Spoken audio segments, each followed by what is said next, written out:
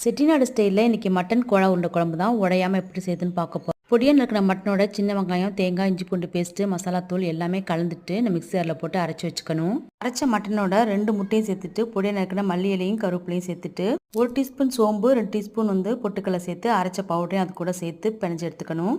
Cola உருண்டைக்கு தேவையான மசாலாவும் அதில் சேர்த்துடணும். நம்ம மிளகாத்தூள், மஞ்சத்தூள், மல்லித்தூளும் சேர்த்து நல்லா பிணைஞ்சு எடுத்துக்கணும்.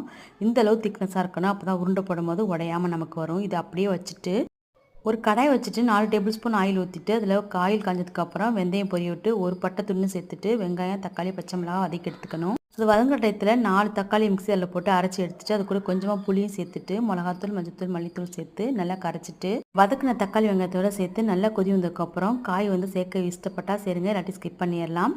சேர்த்துட்டு காய் வந்ததுக்கப்புறம் நம்ம ஊற்றி வச்ச கோலா உருண்டையை அதில் சேர்த்துடணும். அடுப்பு சிம்லேயே வச்சு 10 நிமிஷம் மூடி போட்டு நம்ம எடுக்கிறதுக்கப்புறம் கடைசியாக கருவேப்பிலையும் மல்லித்தலையும் போட்டு தேங்காய் அரைச்சி ஊற்றினா சூப்பரான